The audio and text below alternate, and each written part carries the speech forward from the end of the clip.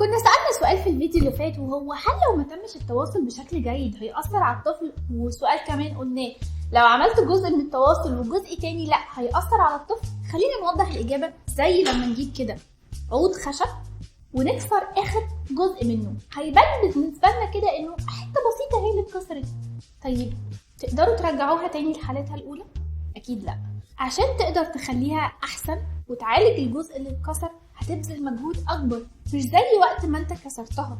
ده ممكن نفس المثال على الأشخاص البالغين، بنواجه نفس المشكلة. لو حد كسر جزء من التواصل معاك بيبقى صعب جدا ان انت ترجعه وان انت ترجع تاني تتعامل ببساطة معاه. بس احنا كبالغين بنقدر نعدي الموقف كده بسرعة ونكمل الحياة او ناخد موقف تجاه الشخص الآخر. الطفل مش بيقدر يعمل كده، بيقف جدا قدام الموقف، مش بيقدر يعدي، وبيبدأ ياخد ردود أفعال على حسب شدة الموقف. ولو فاكرين اتكلمنا عن ردود الأفعال في الفيديو رقم 2. شعور الطفل بالتواصل بيتكسر بسهولة، وشعور التواصل بنبنيه خلال الأوقات اللي بيكون الطفل فيها على تواصل مع البالغين، ساعة بساعة ولحظة بلحظة.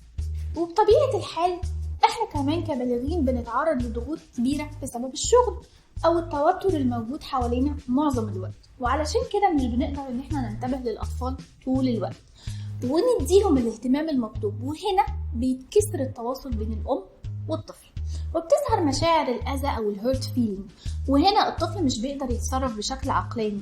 في اللحظة دي الليمبيك برين بيفقد التوازن بتاعه.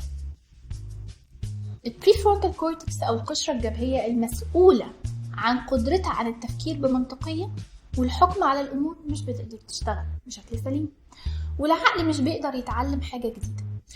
الطفل مش بيقدر يعمل الأشياء المطلوبة منه. زي مثال بسيط، لما الأم بتجيب بيبي جديد بيحصل نوع من الاهتمام بالطفل الأصغر عن الطفل الأكبر. هنا الطفل مش بيحس بشعور جيد ويبدأ يبقى متضايق جدا من أخوه. احنا هنا بنقول إنه ده مش شعور بالغيرة، هو شعور بالوحدة.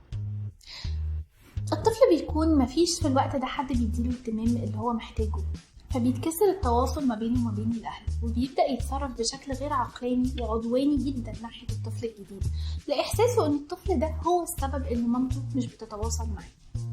فبيبدأ يتصرف تصرفات كلها غلط عشان يلفت الانتباه. ليه؟ علشان مامته تاخد بالها إن هو عنده احتياجات. فأنتي كأم بتقولي لطفلك حب أخوك الأصغر منك، بس هو التواصل عنده اتكسر، عشان كده هتلاقيه بيتصرف تصرفات مش منطقية. لما تقولي انك هتخرجي وراجعة بعد ساعة مش هيقدر يفهمك او يتعامل معاكي بشكل منطقي في اللحظة دي.